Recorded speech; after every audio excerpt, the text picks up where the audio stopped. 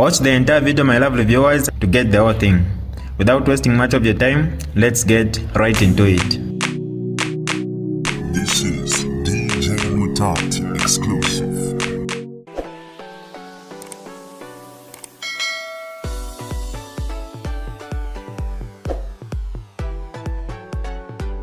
Hi lovely viewers, it's me again, your one and only Mutati Mpundu.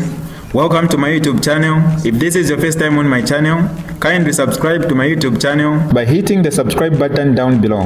Turn the bell icon to join the notification squad. Don't forget to like, share, and leave a comment. Tell me what you think about this video in the comment section below. I'll be super glad to hear from you lovely viewers. Monday, 4th August 2025 is a holiday in Zambia, but it was not a holiday in South Africa. You are all aware that we had that very, very difficult case in South Africa. This is a case where the Attorney General of the Republic of Zambia wants the body of the late president to be taken to Zambia for body viewing, for funeral, and for burial. The Attorney General, Mulilo Kabesha, has since sued the family led by the widow, Mama Esther Nyawa Lungu, and the children and the family spokesperson.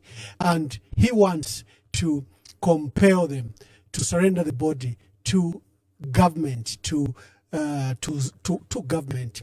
This is a matter we've been following up, and today we are privileged that we are hosting the family spokesperson himself, Honorable Makebi Zulu, former minister, is a prominent Lusaka lawyer, and during this period he hasn't only been a family lawyer, but the family appointed him as spokesperson to handle this matter.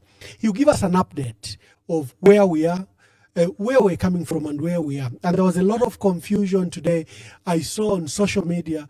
For example, the matter of the young man, Vincent from Cape Town. People thought he was a lawyer for the family. So I'm glad that we now have Honorable Makebi Zulu to separate all this confusion for us. Honorable Makebi Zulu, good evening and welcome to today's program. Good evening, Ambassador, and thank you for having me on your program. It's been a while. Thank you very much. Thank you. Honorable Makebi Zulu, today was a momentous occasion. You've been preparing for this. I expected that there will be an urgent application because last week you received this funny but strange letter where the Attorney General was demanding that they need to see the body, they need to inspect the body, they need to authenticate the body. I thought that would be an urgent preliminary application today. So just walk us through where we are, what is happening, what was happening at the Pretoria High Court today. Well, today was the day that was intended for the main case to be argued. And of course, last week you saw how that there was a letter that was written by the lawyers for the state demanding that they authenticate as well as identify the body. That was pretty much preposterous, to say the least, because we have had this going on. Tomorrow will be exactly 2 months. You may have noted that on the 5th of June, upon the death of the former president, President Edgar Chagwa Lungu, he died in the morning, then in the afternoons, Honorable Tasila Lungu did announce the passing on of the former president. And at some point you heard President Hakainde Hichilema telling the nation that he was aware in the morning that President Edgar Chagwa Lungu had died. We know this matter before court is brought at his instance. So who wanted to authenticate and verify the body when he was well aware, or at least he claims to have been well aware? He declared a day of national mourning, and we believe that for him to declare a day of national mourning, it was declared over an ascertained person. But you'll have noticed that there has been a lot of propaganda that has been ongoing, mostly orchestrated by the applicant, or at least their surrogates, vilifying the family and saying all sorts of things against the family. Then that letter simply put a mark to say that the source of all that propaganda that was relating to the identity, or indeed whether or not President Edgar Chagwa Lungu has died, could only have come from the state. And that letter was just authenticating that particular point. And of course, upon receipt of that letter, our lawyers did write to them to say they were seeking instructions. And of course, we did state that that was not going to happen, because it was more like a mockery to the family, and we wouldn't want to play along, or the family is disinclined to play along with the games that have been played by the state on social media and everywhere else. This is a solemn moment for the family, a solemn moment for everyone in Zambia, and it being a solemn moment, we need to take it with the seriousness that it deserves. And as such, as a family, they concentrated on the case, so concentrated on what was at the core of the case. And you may have noted the state filed in an application, and their cause of action is that the state is entitled to repatriate. Council, that letter, and that they are entitled. yeah, Council, Yes. that letter shocked all of us because it impugned that the late president could be alive. It impugned that maybe there was no truth in his demise. How did you receive that shocking, especially the words in that letter that they wanted to inspect? As a matter of fact, it impugned the fact that there was a matter in court. Like they were not thinking when they were took the matter to court. I'm sorry to say this, but if you're going to go to court and say you want to repatriate the remains of the former president, it means at that particular point, you've ascertained that it's the remains of the former president that you are repatriating. As a matter of fact, if indeed that was important, you don't do it at the end of the case, you do it before the case. Then if you do it before the case, you know that the person whose remains we are claiming is indeed dead, and therefore we are going to court for repatriation. Otherwise it defeats the purpose of having gone to court. It's like climbing a tree from the top. You don't do that. You don't do that. And in this particular case, that's why we're saying it appeared like a mockery to the family. And the family has been subjected to a lot of things that have been unnecessary, including this legal process. It was absolutely unnecessary, for reasons that I will be able to explain as we go on. Yeah. Before we delve into the details, there was a lot of confusion today, including, international organizations like SABC. They thought the matter was being determined today. Just give us a brief calendar. Of course, we saw at the end of the trial or the actual forum, the special forum you held today, that judgment or ruling could come any time before Friday.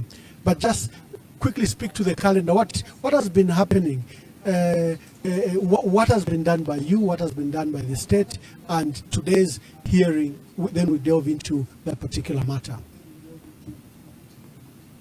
You will note that this matter commenced on or about the 24th, 25th of June, when the state sought to get what they call an interdict, an equivalent of an injunction in Zambia, to stop the burial of President Edgar Chagwa Lungu here in South Africa. When we went to court, the court did not give the state an injunction to bury. We made an undertaking. It was an agreed position to say, we are not going to bury until this matter is determined. It was an undertaking on both parties. So let's say the undertaking on our part was in good faith. In good faith because we saw that the state intended to just possibly disturb the process. And in trying to disturb the process, they brought a matter which is yet to be determined by the court. And the court gave them a period, or the court, through those particular orders, said they were to file the originating process by the 4th of July. We were to respond by the 11th of July, and they were to reply by the 18th of July. Then thereafter, they would file their arguments. They should have filed their arguments on the 18th, but they filed their arguments on the 22nd, and we were to reply on the 24th. That was the sequence of events. And after the 24th, the hearing was to be today, and the hearing indeed was today.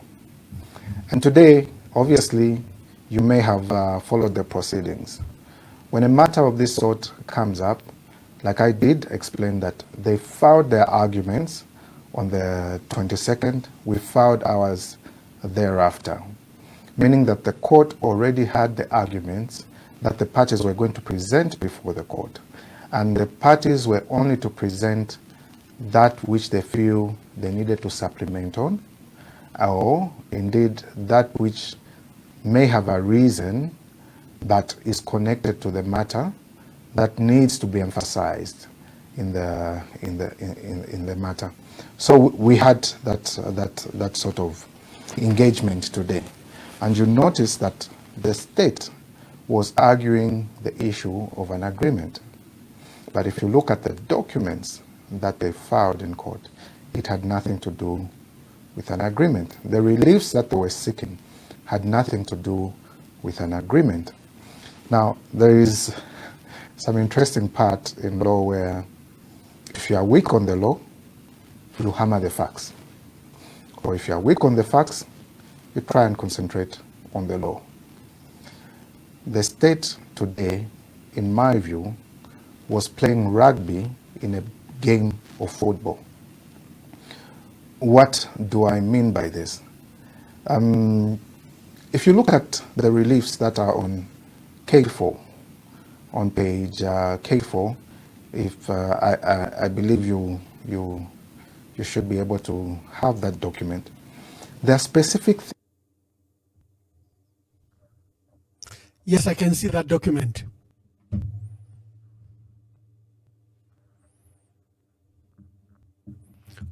Council, just hold on. Let me, try to speak because we've removed you. Somehow I've lost your volume. Yeah, speak. Okay. Now I can get you. Can you hear me now? Yeah. Okay. So if you look at that document, those are the reliefs that the state was seeking in this particular case. Now, any person who followed the arguments that were in court today and what the prayer for the state was. Now, the court cannot get out of the boundary that the state has set for itself. And the boundary that the state has set for itself are these 3 or 4 points. Let me say 3 points because the fourth one just relates to costs. The first relief that the state is asking for in this matter is that they want the court to declare that the applicant, who is the government in this case, is entitled to repatriate the body of the late President Edgar Lungu for the purpose of a state funeral.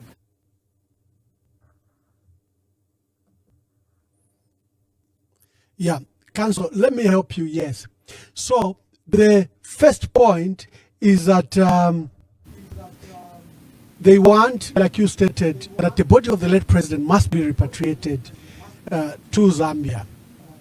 Number 2,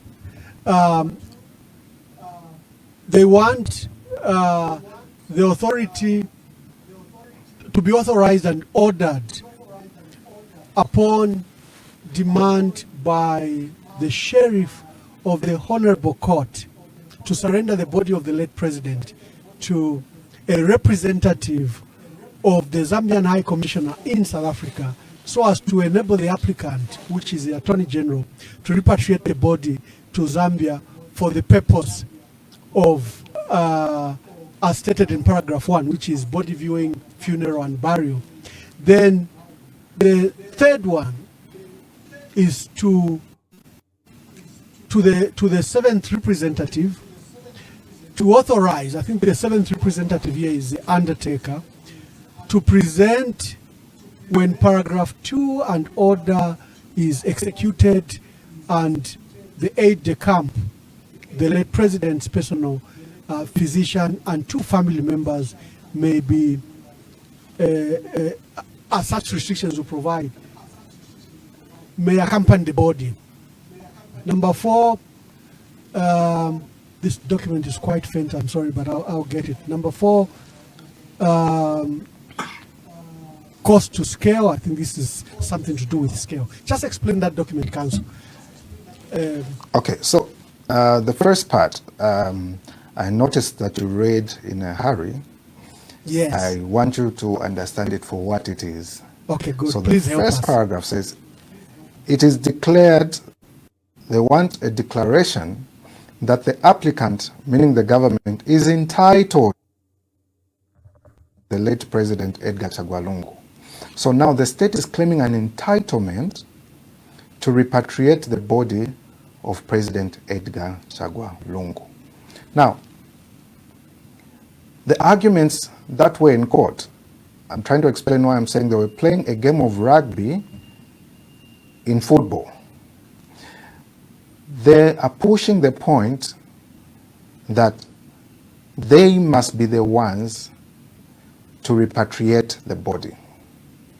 If you look at the agreement that they were referring to, or what they say agreement that was breached, in what was our understanding the time we sat with the state, is that the family was going to repatriate the body to Zambia. You saw how that there was a private jet at the airport. You saw how that the family was ready to move into Zambia. You saw that. Now, they have come to court and they are saying they are entitled to repatriate the body. Assuming that that agreement was still valid, which we argued is not, then the state is trying to get the court to alter what was agreed by the parties. The court was not addressed on this particular point in the oral arguments. And the oral arguments tended to deal with a purported agreement. Now, you may have heard the argument on the part of our lawyer, who was saying that they have come to you. This matter has come before court. They are not asking for specific performance. Now, specific performance means that if there is an agreement between the parties and you allege that this party or party A has not followed the conditions of the agreement, you can ask the court to compel the party that is in default to follow the agreement as is laid down. Now, does this prayer mean that the court should compel the family to do what is in the agreement? No. It is introducing a new element. It is introducing a new thing that is not even part of agreement, assuming that there was an agreement that was to be followed. There was a back and forth in court that you may have noticed. And the most important part in the state arguing their case, though admitting that the requirement of the family is that President Hakainde Hichilema should be nowhere near the body, they wanted to concentrate on the aspect of repatriation. Now, we're expecting a judgment in the next few days, and that judgment of the court will be dealing with relief number 1. This relief number 1, should the government repatriate the body of the late President Edgar Chagwa Lungu? If they are going to say yes, they need to give reasons. And the reasons would, assuming there is an agreement, would be to go to the agreement and say, does this supposed agreement, which both parties are saying was breached, say that it is the duty of the government to repatriate the body. Your guess is as good as mine as to what the answer is going to be on this part. The second relief that the state is asking for is that the 8th respondent, this is the funeral home, be ordered that when the sheriff demands, they hand over the body to the embassy of Zambia or a representative of the government of Zambia. Now, these two, if you will notice, are seeking to exclude the participation of the family in this process. Now, if the court is going to look at this and say, is it reasonable that this matter, or indeed the government or the court should order that the body, the funeral home hands it over directly to the government? These are matters that the state brought in, and our arguments in our documents, which needed not be repeated in court because they are already in the document. You heard at the beginning, the court was saying, we have read what is in the submissions. We know what you have in the submissions. What you have to do is tell us something more. This is not our case. It is a case for the state. So if the state raises an argument, ours is only to respond to matters that they have raised. Matters that have been settled in the documents are settled in the documents, and the court has already read. Now, for those that are curious and only saw what was happening, are obviously thinking, is that everything? No, that is not everything. The matters that are in the documents are, number one, government wants to exclusively repatriate the body to Zambia. Number two, government wants the body to be surrendered to the government of the Republic of Zambia by the funeral home to the exclusion of the family. Number three, they are saying that the first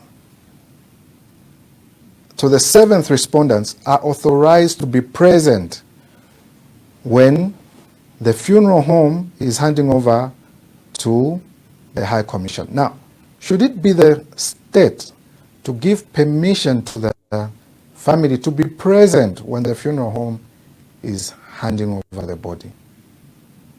These are matters that we have argued extensively in the document. Now, they're not only saying that the family should be present when the funeral home is handing over to the government, they go further and say this should be subject to such restrictions that the government of the Republic of Zambia may reasonably impose. Meaning that government of the Republic of Zambia wants to take full control of the body, suggesting that the body belongs to the government. And the matters that they were raising in court, there is no relief that they've asked for in this particular case. It's for that reason that we keep saying they were playing rugby in a game of football. So if your opponent is playing rugby, you know that the moment you touch the ball and start running with it, that's a handball. You have a free kick. And obviously, you need not caution or warn the other party. You just concentrate on what they are raising. So that is where we are right now, and we are awaiting the judgment of the court, answering these specific questions, and not going anywhere else. Yeah, yes. We're privileged that that you are a lawyer. You'll understand this. But for us, first of all, yes, we watched. What we watched, what was that? Is that the entire case? You are saying there are submissions that the court has already. So I think that is important to explain what was happening today. Maybe muli science exam, mwalemba theory, mwachana practice. What was this forum today, and what have you submitted to court before? Number two, there was an issue of the Attorney General's case there through their lawyers. It seems that their demand seems to have shifted to your agreement, yet they are relying on the agreement. They are saying you've broken the agreement. They are saying that by agreeing to repatriate the body to Zambia, it meant that either both the late president and the family had agreed that the body be buried in Zambia. So why are we burying in South Africa? So just explain that before I come to the parties and show the pictures, because people don't know who is the lawyer for the family, who is the gentleman who wanted to be just included in the court case, who many people are calling a family lawyer, and who's the actual family lawyer. But maybe just go back to what was happening today. Is that your entire case we saw? And the Attorney General says you've broken the agreement. You're also telling them they've broken the agreement. Just enlighten us on all those two issues. All right. So what you saw happening in court firstly was the application by an intervener by the name of Vincent, and who is resident in Cape Town, who wanted to join this matter. He does not represent the family, and in his application, he applied to say, in one breath, he was saying, well, whereas the family is entitled to the body belongs to the family, President Hakainde Hichilema should be allowed to attend the burial anywhere where it was going to be. What he sought to argue before court is that in the event that the court says the family is free to bury, even if it means burying in South Africa, he wanted the court to make an order that President Hakainde Hichilema can come to represent the people of Zambia and be present at the burial. That is what was before court. But the court asked, what is your interest in this particular matter? He said he would be affected in the event that if the president was his arguments were pretty much everywhere. You may have noticed that his arguments were pretty much everywhere. And obviously, at the end of it all, he was not joined to the case. The court decided you do not have sufficient interest. There is no right that you have ascertained, your right, that will be affected in the event that the court made a judgment whether to bury in South Africa or in Zambia. And so he was excluded from the matter. So the next person that you heard was the old man who was representing the state. And in his arguments, like you rightly put it, he was arguing the case on behalf of the state, hanging on to the agreement and saying the family is the one that breached the agreement. But he was candid enough to admit that there was an inclusion in the program, and that inclusion was not agreed to by the family. That inclusion was the fact that President Hakainde Hichilema would be at the airport to receive the body, and the body will be taken to a designated place for a church service, and for what was termed a church service, something that was not agreed upon prior to the departure or the family wanting to depart. Over and above that, whereas the family had said the body would be received by the state, by the family in Zambia, what happened was the day before we could even depart, government announced that only people who are going to attend by invitation were going to be there, without giving an opportunity to discuss this matter with the family, because we agreed that at every step of the way we're going to agree, meaning that the family was not able to invite the family members who are going to receive the body. And over and above that, those that what was put in the program was going to mean that the family was going to land in Zambia, and the only person to receive the body there was going to be the army and President Hakainde Hichilema. Something that was not agreed on, something that should have been agreed on. And that showed that the state could not be trusted, because at any juncture there was a change. Every time there was an agreement, there was a change. Now, there have been attempts to try and politicize this matter. But the reason the family in most cases has kept quiet and only stuck to the real issues that were being dealt with. In the middle of that, the state was bringing different stories. You would see the propaganda online, the bashing the family, saying the family had bought 150 cars, the family was living luxuriously, the family are running away from the cases in Zambia. That was never the case. They even went to an extent of saying the family wants their cases dropped before they can bring the body. That was never the case. You saw Mr. Patrick Kangwa confirm that that was never an issue that was discussed in the meetings that we had. And today, the government conveniently chose to argue the question of the agreement having been breached without necessarily looking at the prayers that they have in their document, which defines the four corners of their case.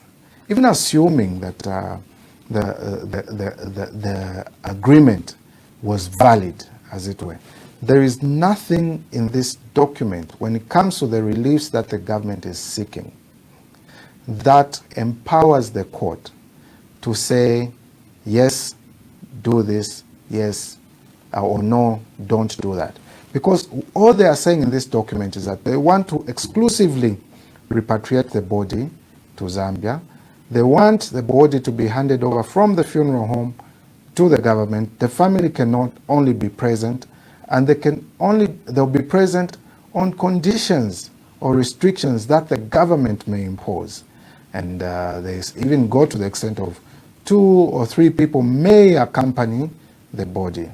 So the family in this case wonders, what is our role in all this? Who is entitled to all this? That's why in our arguments, in the several authorities, some authorities were cited in court, including by the lawyers for the state, where they are recognizing the rights of the widow, the rights of a deceased person. And our argument was that, listen, there's this right to dignity. It extends to the person who has died, but it's part of the family. And the questions the government will be should have been answering in this case is whether or not the issue of the burial of President Chagwalungu would be dignified to the satisfaction of the family. Because the desire of the family in all this is one. How do we give President Edgar Chagwalungu a dignified send-off? You were playing the video for that they are alleging Chagwalungu. that there is no will that was left by President Edgar Lungu where he would like to be buried. Another thrust, they are stating that his former president, therefore, if we bury in South Africa, we are denying an opportunity to President Hakainde Hichilema and the people of Zambia from mourning him with dignity, decency. These are their main arguments. So let me address the aspect what of is your answer to that? So when there's alleged that there was no will, our argument then is fortified to say where there's no will, where the late person who died has not stated how they should be buried, then what happens is that the decision of the family, particularly the next of kin or the spouse, is the one that will stick. That is the law. Now there was an argument to say this is not an ordinary person. This is a former president. And you heard when the court said in jest to say, well, the state has said that those benefits come back. And the court went further and said, well, that's a concession on the part of the state. Now, what's the extent of this concession?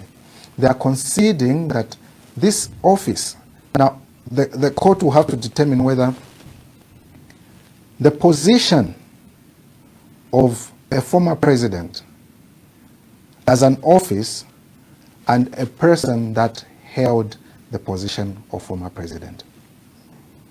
If you look at the letter that was filed in court. The letter that related to whether or not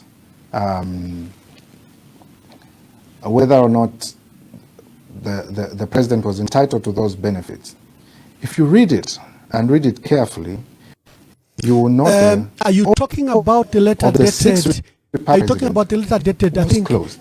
29th October 2023, written by Dr. Oliver Kalabo as Deputy Secretary to Cabinet, in which he stripped off the benefits for the late president because the late president had joined partisan politics. Is that the letter you are referring to? That's the letter I'm referring to, but particularly the last paragraph of that letter will tell you that they said the office of the sixth Republican president is closed with immediate effect and the members of staff redeployed. Now, the office of the sixth Republican president is the one that is entitled to all those benefits by the person that is in that office. So, in name, President Edgar Chagwa Lungu was a former president. The office of the sixth Republican president, which entitled him to those benefits, had been closed. The benefits had been stripped away. And the argument before court by the government is that upon his demise, then those benefits come back. That is what the state argued. And the court was gracious enough to say, well, that is a concession on the part of the state. What did the court mean when they said that? They'll buy a house, they'll buy a car. Yes. You heard how that the lawyer for the government was saying, yeah, they'll buy her a car, they'll build her a house. That is what they said. But that only goes to confirm that indeed this is the person that you stopped from traveling for medicals. This is a person who, when he traveled for medicals, traveled in their private capacity and was here in South Africa in their private capacity. You have come in now because he is dead. The court will have to determine that. But the determination of that, does it go to fulfill any of these reliefs? If the conclusion is that this person who has died was a former president that is entitled to those benefits, and the benefits that are in that particular document are funeral expenses in relation to death. Those are the only benefits that are there. But of course, there is a circular that talks of burial, funerals and all. It is not law. The government did not state before court any law that says the president must be, or a former president, or indeed the president buried in this manner. The argument before court was that there are protocols and procedures that have been developed over time. You, Ambassador, will agree with me that the first death that we have of a former president was in 2008, or indeed of a president was in 2008. And so far, we have had 4 presidents that have died, and President Edgar Chagwa Lungu is the 5th one. And these have died. And according to the state, this has condensed into a tradition, a custom, and a culture. And we are saying, no. It can't develop into a tradition, a custom, and a culture merely because the others have been buried there. The alternative argument was that, well, there's the Kaweche Kaunda case, and we have argued that this is different. And the court did say that, well, listen, for Kenneth Kaunda, he died in Zambia. President Edgar Chagwa Lungu has died in South Africa. That's a distinction. But our lawyer went further to say, listen, the case of Kaweche is different because President Kenneth Kaunda even had benefits of a former president, as well as that judgment which was given by the court was not a judgment on a substantive matter where parties were allowed to be heard or parties were heard. It was a matter for judicial review which failed. And those were stated by the way, by the judge, because the parties were not heard. So it's not a matter that has really been tested in the Zambian courts. That is what we had prevailing in court today, and we look forward to the court answering these 3 prayers that the state prayed. And these 3 prayers do not say anything about the supposed agreement. And with these 3 prayers, the court can't even come to an extent of saying, well, the agreement should be followed, because it doesn't deal with that. And that was the argument that our lawyer was presenting, to say there is no prayer for specific performance. There's nothing in the prayer that alleges or wants a finding. In fact, counsel, was a that's what I want you to dwell on just for a few minutes, because you stated something just now, that this is not your case. It is a case of the Attorney General. So the case of the Attorney General, General came to argue his case. You also stated that you've made submissions already. You've already laid your rebuttal to the Attorney General's case. Exactly. So today, what was being talked about in court is just the tip of an iceberg. You have the over 73 pages of arguments, 53 pages of arguments that has already been filed in court, which were not touched on whilst we're in court. The state raised an issue of the supposed agreement, looking at the progression of the matter, but then forgetting that the issues that they want the court to determine have got nothing to do with the agreement. Because the agreement was deemed breached by both parties.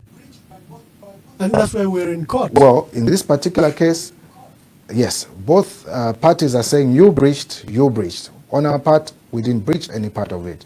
According to them, you breached when you decided not to repatriate. And we're saying, no. You breached when you changed the terms and conditions of the compromise that we had. Now, that is a compromise on the part of the family that was reached, which they have called an agreement. But that compromise was conditional on them abiding to all that was put in those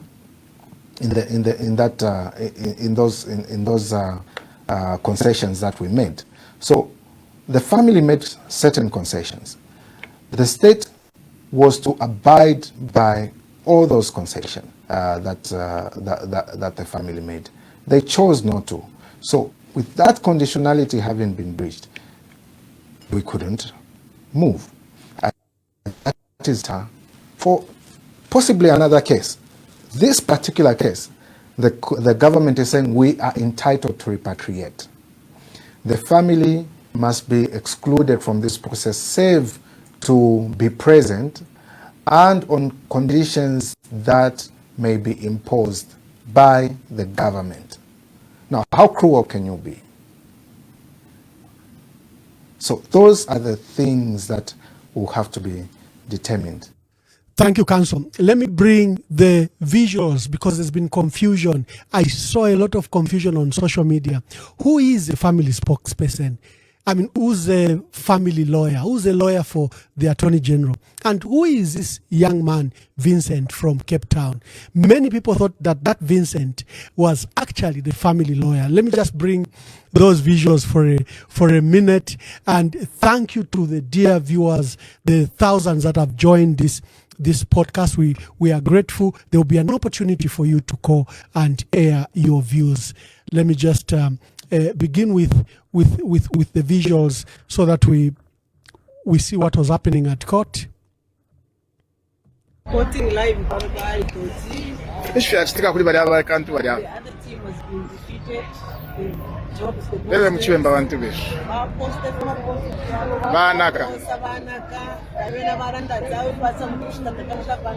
But we stand with We are standing with you. ECL family.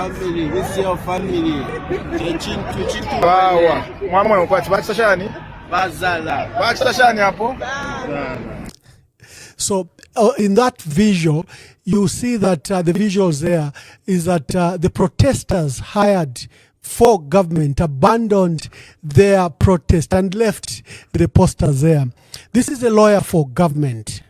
Lady will bear in mind that there was the agreement reached that when the funeral takes place, that the current president will be permitted to be there when foreign dignitaries to receive them, and also when the state funeral takes place.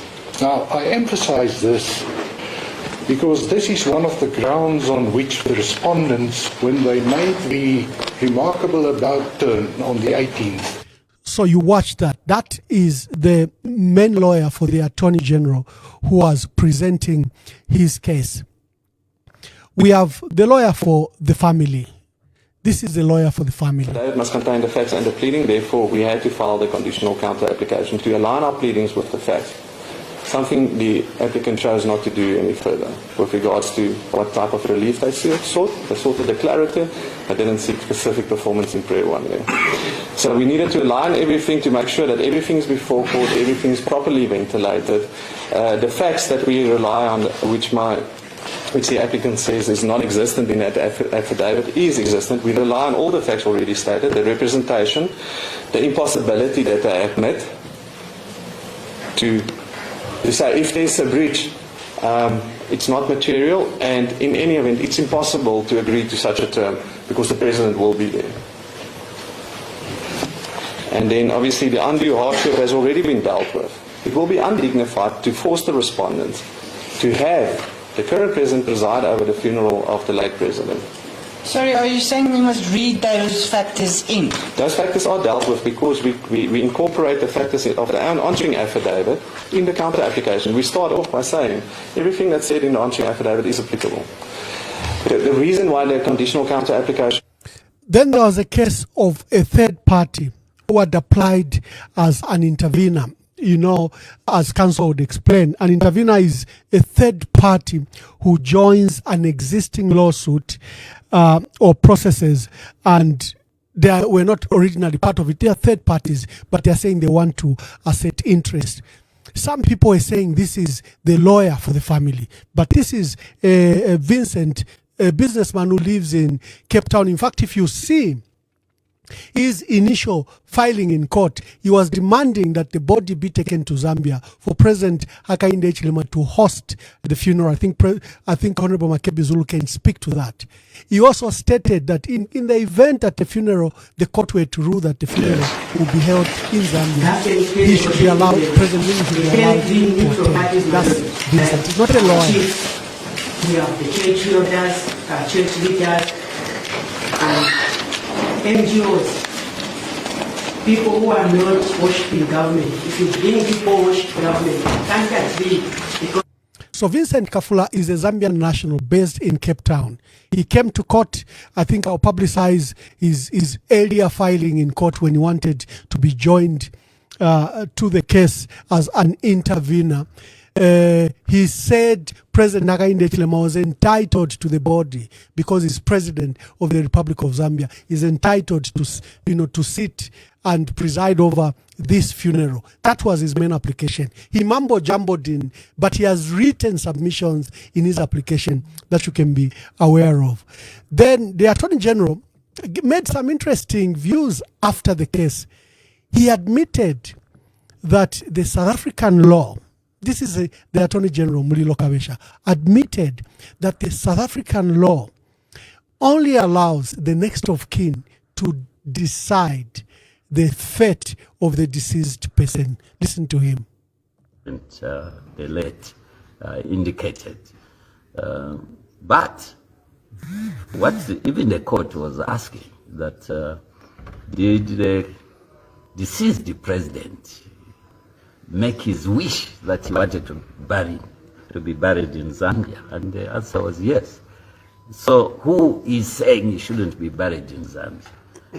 The first respondent is the one who has made the decision.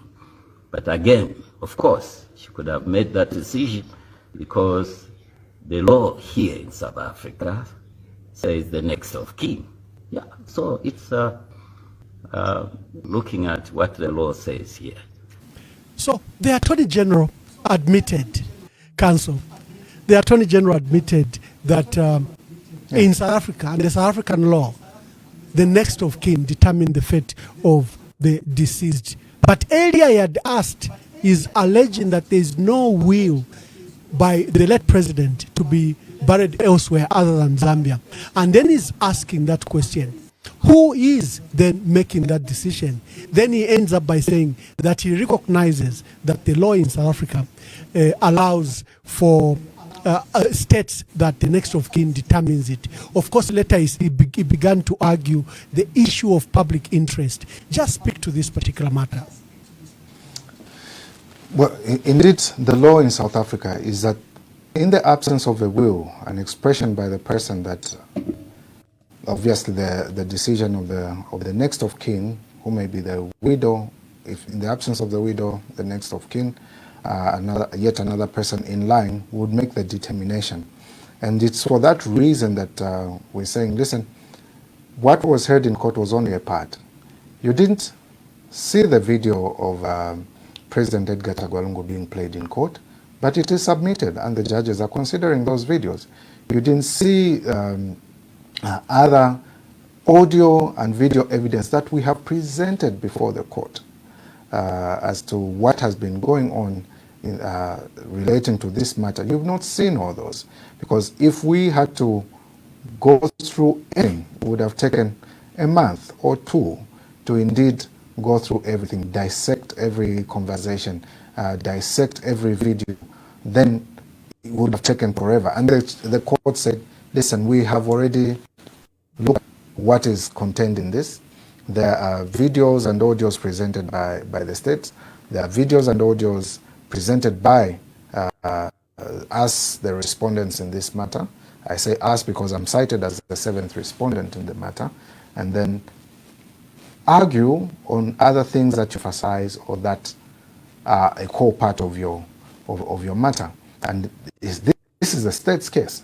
So the state argued what they thought was important to them, which unfortunately we have looked at this, does not fall within the three prayers that they are speaking to, and we were able to respond relating to that matter. And in this particular case, it is fortunate that we are where we are. Counsel, let me just interrupt, unfortunately.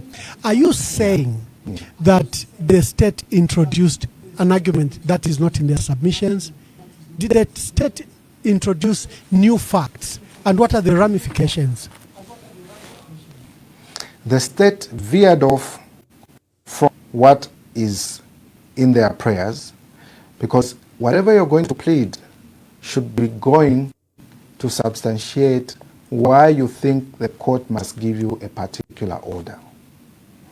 Now, when the state came up with their case, they came up with their case with a sense of entitlement, that is our entitlement to repatriate the body by ourselves. The family can only accompany. Now they need to find facts, or the facts are supposed to of the former president. You may remember that the family would like to bury the former president here in South Africa. However, the Zambian government disagrees with this request and is seeking that final declarator before the Gauteng High Court in Pretoria this morning, which would confirm that they, as the applicants, if they are successful, have the right funeral that the Zambian government wants to accord to him, and that the Zambian government has a responsibility to do so. So that is the final declarator that is sought in the court this morning. It is being treated as a special motion, so it is a very serious hearing. And of course, you are seeing that the Gauteng High Court in Pretoria, or the acting judge president, rather has enlisted a full bench that is a panel of 3 judges, senior judges, to hear this particular matter, which includes the acting judge president, Justice Aubrey Ledwaba. but we expect that in the next hour or so that this hearing will kick off, and we have already seen members of the Patriotic Front, sympathizers, etc. I'm just going to step out of frame to quickly give you some of the scenes outside court. That already some posters are going to be set up by those sympathizers who are calling for the family to be given the right to bury their loved one in accordance with their wishes. And we have seen some officials from the Zambian government as well show up to the court this morning to defend their position that it is their constitutional duty, that is the Constitution of Zambia, to bury the former president in accordance with those state protocols and ensure that he's given a dignified funeral in accordance with the public interest of not only Zambia but its people. Over to you in studio. Thank you very much. We had a technical glitch there. Lelo tatu wabepesheba ziktain because Honorable Makebi Zulu is in South Africa and I am in the United States. So it's the connections between the two states, them broadcasting to Zambia. I don't know what happened, but we had the glitch where, the connection just dropped. But on my page alone, about 70,000 people are watching on my page alone. 2,400 comments and so many likes. This include, then there are other pages where people are watching. We thank you. We'll be opening the phone lines just shortly, and then we'll allow Honorable Makebi Zulu to leave because he's got an urgent meeting that he's rushing to. So I apologize. We had that technical glitch. I don't know what happened, but it happens in technology. This is remote broadcasting. I'm in the United States. Honorable Makebi Zulu is in South Africa, and I don't know what happened there. But let me see how if he's now connected, and we can begin. Late indicated, but what even the court was asking that did the deceased president make his wish that he wanted to be buried in Zambia, and the answer was yes. So who is saying he shouldn't be buried in Zambia? The first respondent is the one who has made a decision. But again, of course, she could have made that decision because the law here in South Africa says the next of kin. Yeah, so it's looking at what the law says here. Is this something that the Zambian Council, I lost you there. I don't know if it was your hotel internet, whether it was my internet here in South Africa. I don't know, in the United States. I don't know what happened. But you have attracted a huge audience, I think because of the matter we're dealing with. This is a national matter. President Hakainde Hichilema maybe thought that when he closed, the day of national mourning and he said people should return to their lives, they didn't. The last 1 hour, you've spoken just about the legalities of what happened today. Speak generally to this case and to the relationship to our country. We've drawn international attention, and every time this matter comes up, like it is here, just on my page alone, 70,000 people are watching. This is a huge national matter. It remains an open wound. It hasn't been closed. What have we done right? What have we done wrong? I want you to drop your legalese and the legal issues. Just speak to this matter. Well, this is a very sad matter, I must say. And it borders on failure of leadership. I wouldn't want to really get down to... I'm trying to avoid being perceived to be politicizing this issue because of the role that I'm playing in this matter. And we should look at this matter devoid of politics. And in looking at it devoid of politics, we're saying perhaps the leadership right from the start did not handle this matter very well. The family, being in a very vulnerable position, should not be taken for granted. To suggest that they have no say of a person who is not only a father, but is also a husband, an uncle, a grandfather, he's many things to many people. It is important that the question that must be determined is a decent burial. Like I said, in court we have submitted videos. It has been said that there is no will, but you can decipher, even from the way he was speaking, what he would have wanted. Not only that, he also communicated his wishes to those he loved. Even assuming that he didn't, the family has a right to decide what will amount to a dignified send-off. The culmination of all the things that have happened in between and put together seems to suggest that it will be impossible for President Hakainde Hichilema's government to give President Edgar Chagwa Lungu a dignified send-off. It will appear as though these are spoils of war we have conquered and therefore we are burying. That is what it may appear to be. And the family is trying to avoid such kind of a display, and they're saying we need to bury him in a respectful manner, in a manner that is deemed dignified on the part of the family. We know he was a president for all Zambians. We know that Zambians gave him this particular opportunity.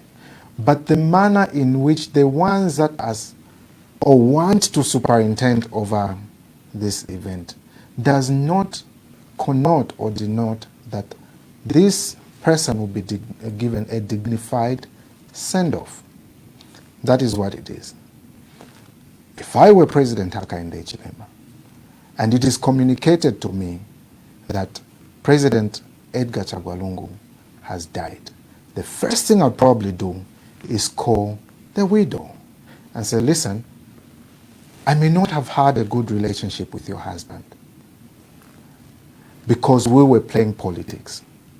He has died now, and I know you may have preferences as a family. I want to assure you that I will be there for you to help in any way if there's anything that I can do. We have a protocol, or we've developed this system over time where we bury our president at Embassy Park. If you are willing or you'd like to, it would be good. As a matter of fact, I would like to come through and convey my condolences. But if you can't allow me, perhaps I'll send my wife. Something like that could have shown some humane aspect from the government. Something like that could have shown that indeed they are interested in resolving these issues. If for some reason President Hakainde Hichilema thought that his relationship with President Edgar Chagwa Lungu was indeed that toxic, and or if the family says, no, we do not want to see you, he could simply request, may I send my wife to you? If I were him, I would say, perhaps I can send my wife to you to come and just convey my condolences. If you can't have my wife, perhaps the vice president or any minister to come through to you. It just doesn't have to be him. If the family says, it is you we don't want, why are you insisting? If the family feels a dignified send-off for President Edgar Chagwa Lungu would require that you are absent, give it to them. You will not die if you did that. Nothing wrong will happen to you if you did that. Just yield to the desires of the family. That gives them the sense that President Edgar Chagwa Lungu has been a dignified send-off. Even if it means them burying away from home. If it gives them the sense that this is a dignified send-off. Leadership requires that you do just that. If you're going to negotiate, you don't negotiate using persons that have spoken ill of the deceased. You don't decide who should be on the other side whom you want to talk to. You don't decide who you're going to play football with from the other team. You can't say substitute the goalkeeper and put this goalkeeper. You don't do that. But in this whole thing, it may be more than we are seeing. And I would request that perhaps as a country, we pray for for our nation. We pray for continued cohesion as a nation.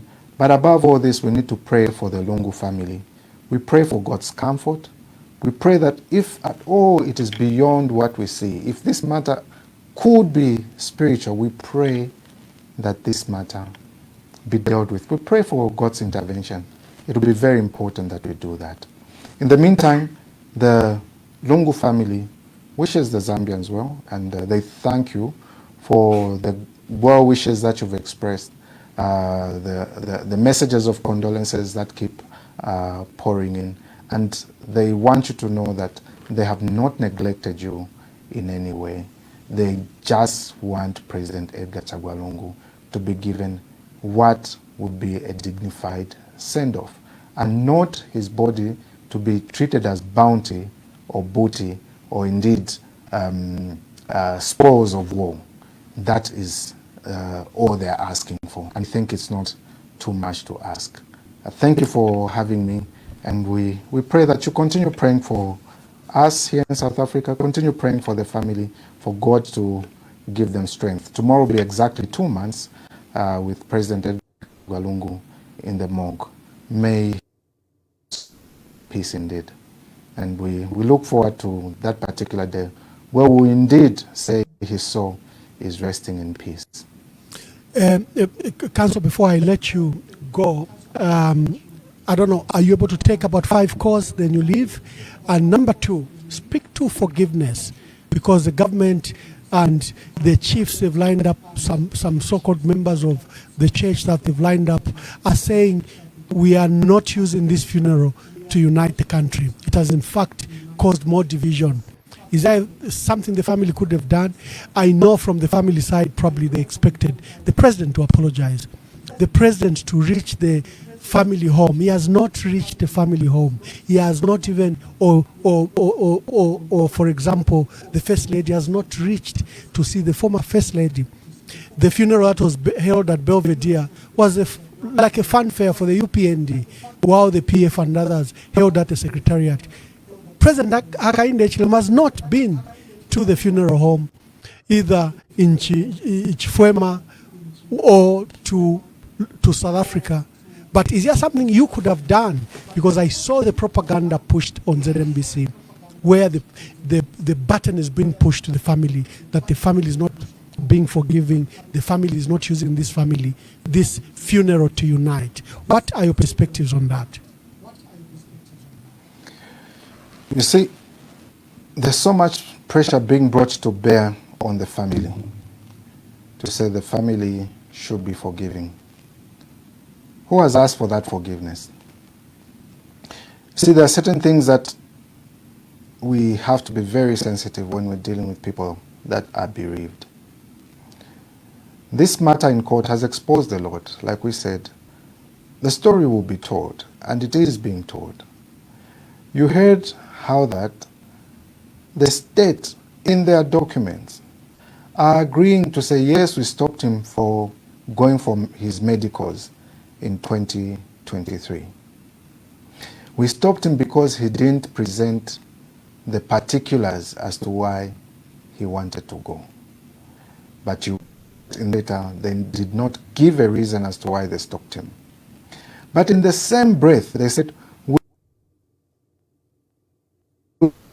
he had been ill since 2015, a condition that led him to go to South Africa on the 19th of January.